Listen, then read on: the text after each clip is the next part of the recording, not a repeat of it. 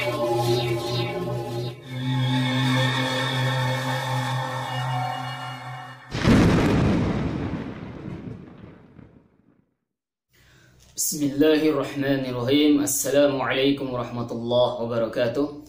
Alhamdulillahi rabbil alamin. Wassalatu wassalamu ala rasulillah. Wala hawla wala quwata illa billah. Kaum muslimin yang sama-sama mengharap ridho Allah subhanahu wa ta'ala, dan semoga kita semua mendapatkan rahmatnya. Pada kesempatan ini saya akan menjelaskan tentang ciri-ciri orang yang diganggu oleh jin. Tentu seorang peruqyah syariah tidak akan bisa melihat jin, melihat yang ghaib. Sebagaimana dalam firman Allah Subhanahu wa taala di surat An-Naml ayat 65, "Qul la ya'lamu man fis samawati wal ardil ghaiba illallah." Katakanlah, tidak ada seorang pun yang mengetahui di langit dan di bumi tentang perkara yang ghaib kecuali Allah Subhanahu wa taala.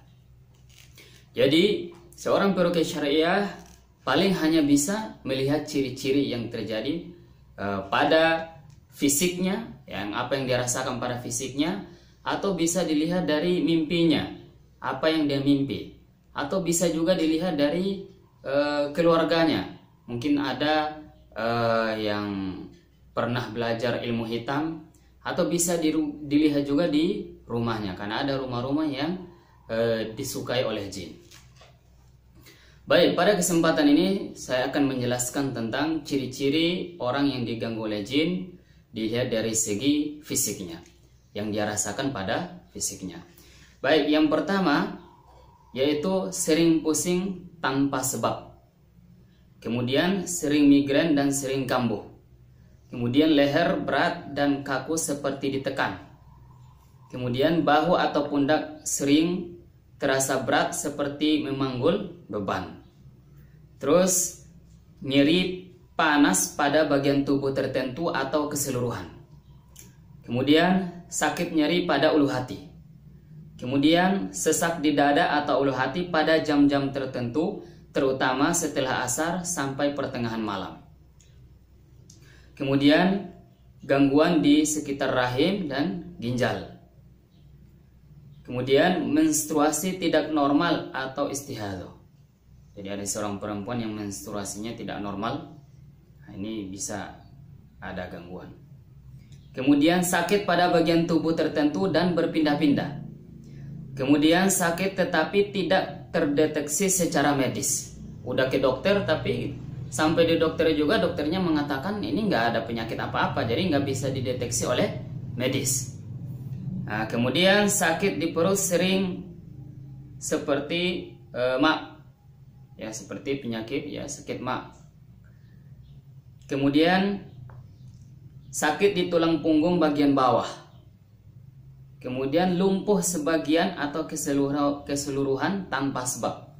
Jadi tidak ada sebabnya, tiba-tiba lumpuh sebagian di anggota badan kita atau seluruhnya.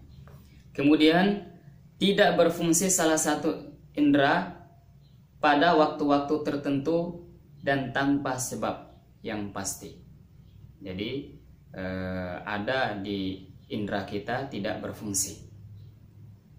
Kemudian impotensi. Nah, ini bisa juga. Kemudian sulit mempunyai keturunan. Ini berarti bisa jadi ada gangguan. Kemudian detak jantung dan tekanan darah tidak stabil. Kemudian terjadi sejenis pembiusan atau mati rasa pada bagian tubuh tertentu, kaki atau tangan.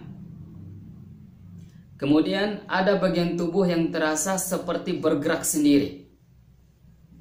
Ya, kemudian kedutan pada bagian tubuh tertentu dan berpindah-pindah. Terus sakit pada jam-jam tertentu. Ada jam-jam tertentu ia merasakan sakit. Nah, kemudian ada warna kebiruan seperti memar di bagian tubuh tertentu, kadang berpindah, mungkin sebesar koin atau lebih besar. Kadang memar tersebut terasa nyeri, tapi kadang tidak terasa nyeri. Kemudian sesak di dada terutama saat asar hingga pertengahan malam. Nah, ini udah. Jadi kurang lebih ini ciri-ciri yang ciri-ciri bahwasanya seseorang itu ada gangguan jin. Ini dari segi fisiknya seperti itu. Yang pada intinya kalau seandainya kita merasa ada di salah satu ciri-ciri ini, maka sebaiknya diruqyah. Boleh ruqyah mandiri, ini lebih bagus, ruqyah sendiri. Kemudian kalau memang nggak bisa, cari peruqyah syariah yang bisa meruqyah kita. Insya Allah jika kita diruqyah secara syar'i dengan izin Allah Subhanahu Wa Taala, insya Allah penyakit kita akan sembuh. Baik, mungkin ini saja yang bisa saya sampaikan pada kesempatan ini. Dan saya akhiri dengan membaca doa kifaratul majlis. Subhanallah wa bihamdika, asyhadu an la ilaha illa anta, astaghfiruka wa atubu ilaik. Assalamualaikum warahmatullahi wabarakatuh.